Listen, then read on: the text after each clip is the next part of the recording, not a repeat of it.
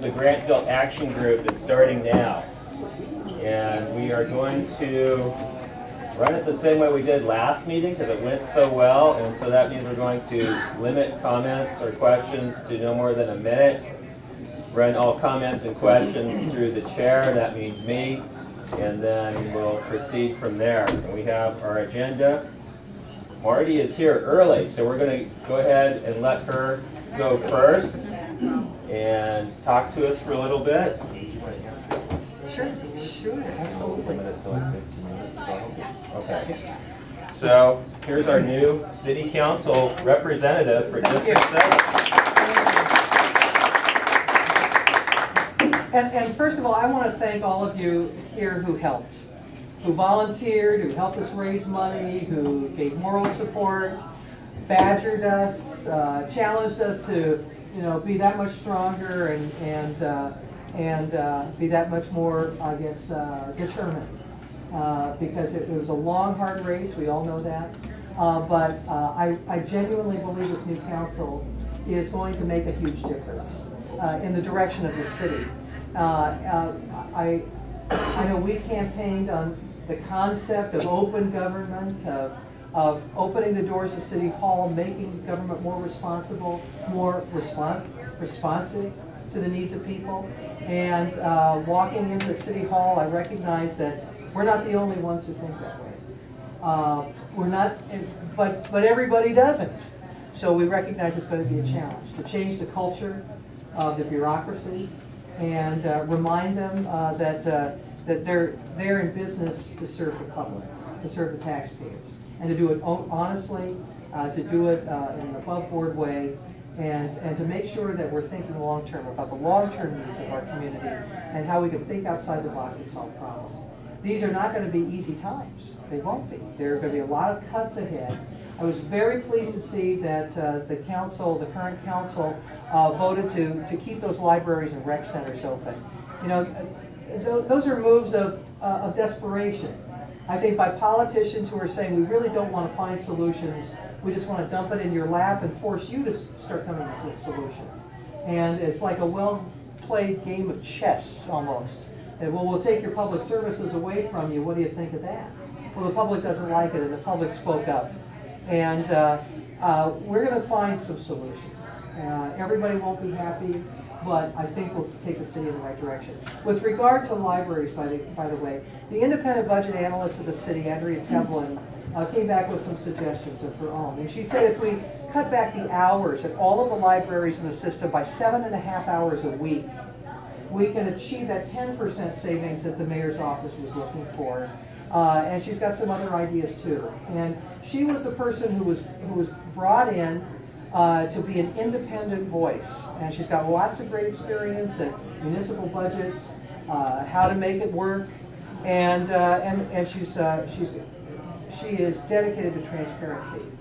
So the process is going to be wide open. What I'm going to ask of you is that when the time comes to start discussing where we can make cuts or how we can revamp services, that you will be part of the discussion.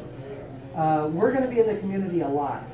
Our field representatives won't have chairs at the office downtown. They've already been told, you don't have a desk on the 10th floor. Your desk and your chair will be in the 7th district. So our field reps aren't going to be people who show up at the monthly meeting, give a 5-minute talk, and then leave. These will be people who are going to be working with you in the community full-time to understand what the issues are, the sensitivities, to work with community groups and find solutions that are community-based and solutions that you all buy into. Because if you don't buy into it, you're not going to be there helping to make it work. We know that. And so this is the philosophy we bring in. We've got some really dynamic, energetic people who are going to be here on the ground. And I think that at the next meeting probably we'll get your rep here. We haven't quite decided on a couple of people where they're going to be. I think we've got a sense of it. But we'll bring your representative, and I'll be here at the next meeting to introduce your person. I give you a name, but I'd be kind of premature. But we've got a new person lined up for the college area. Cynthia Harris, who was our volunteer coordinator for the campaign. Real smart young lady. She graduated at UCSD. She worked for the Townsend Public Relations Agency. She worked with the San Diego Taxpayers Association doing policy work. And then she wandered into our office one day and asked how she could help. And before you know it, she's coordinating hundreds of volunteers. And when I say hundreds, I mean it. And you guys were part, some of you were walking precincts with us. I know Carol and Nelson here were part of our volunteer group. And that weekend before the election, we had more than 800 volunteers on the street, knocking on doors, and on election night, literally offering to drive people to the polls. And I think that when we see the breakdown from the registrar's office, there'll be many precincts in the 7th District where we had 100% turnout. And that's because of our volunteers who adopted different precincts and were relentless about getting people out to vote. Reminding people the importance of vote, and it is so important. So Cynthia was a big part of that. She's going to be representing the college area, and she'll be coming in this area too.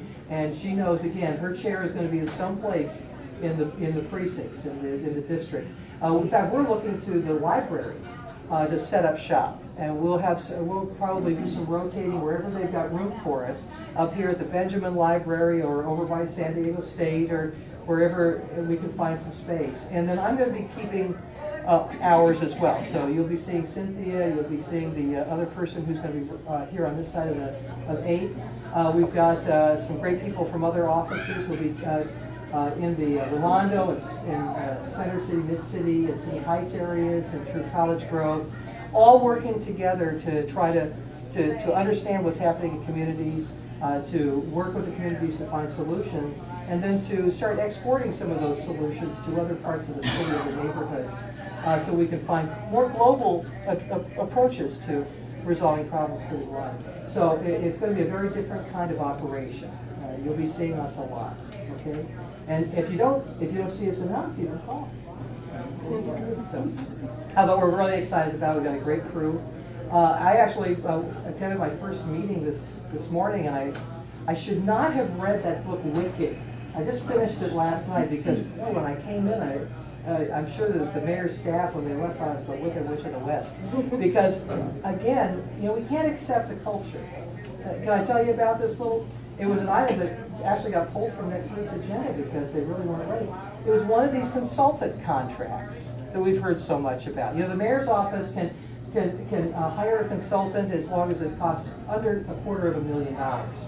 And so the engineering department wanted to piggyback off of one of those consulting contracts for an extra $50,000. Well, you can't do that. And they didn't take it out to bid. They didn't listen to the city attorney's office when they said, no, you can't do that.